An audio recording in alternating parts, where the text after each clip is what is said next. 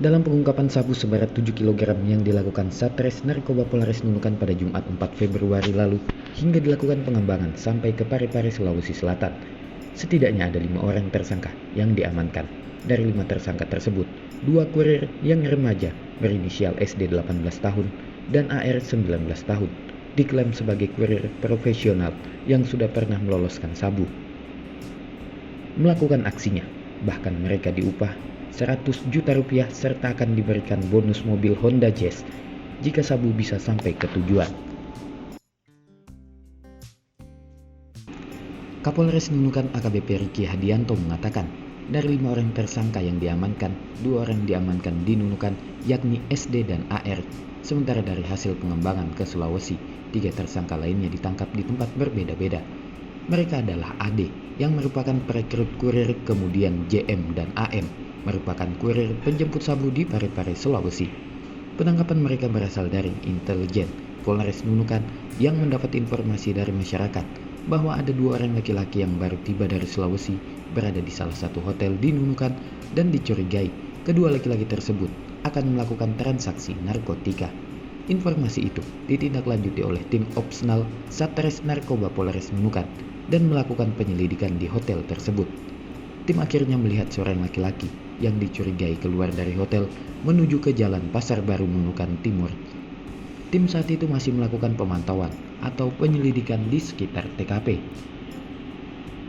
Tak berselang lama, tim melihat seorang laki-laki yang mencurigakan berada di pinggir jalan Pasar Baru.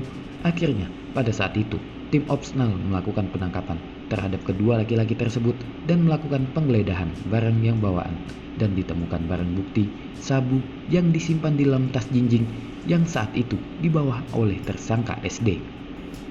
Dari hasil interogasi, mereka mengaku disuruh oleh perekrut mereka berinisial AD yang berada di Bulukumba, Sulawesi Selatan. Mereka bahkan disuruh untuk berangkat ke Kartang, Malaysia, mengambil sabu tersebut. Perintah itu pun dilakukan oleh SD yang mengambil langsung sabu sampai ke Malaysia, sementara AR hanya menunggu di Nunukan. Setelah sabu berhasil dibawa ke Nunukan, mereka diperintahkan AD untuk membawa sabu tersebut sampai ke Parepare.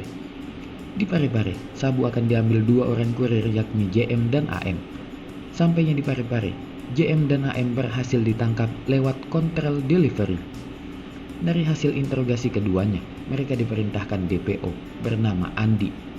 Setelah tim akan memancing Andi untuk datang, namun nomor teleponnya sudah tidak aktif lagi sehingga komunikasi tidak dapat lagi dilakukan. Diduga informasi penangkapan telah bocor. Meski begitu, personel tetap melakukan pengembangan dan menangkap Ade di Bulukumba. Atas perbuatan tersebut, tersangka pun disangkakan pasal 114 ayat 2 Junto pasal 132 ayat 1 Subsider pasal 112 ayat 2 Junto pasal 132 ayat 1 Undang-Undang Republik Indonesia Nomor 35 Tahun 2009 tentang narkotika.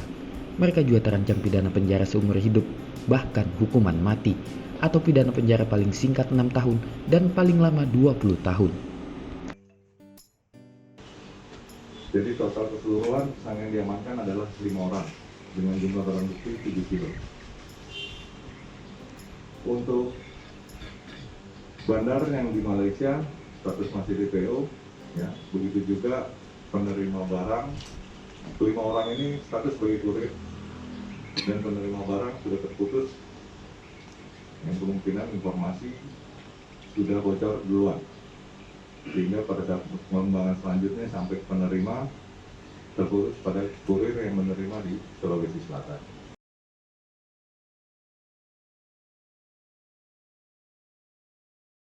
Jan Nuryansyah melaporkan.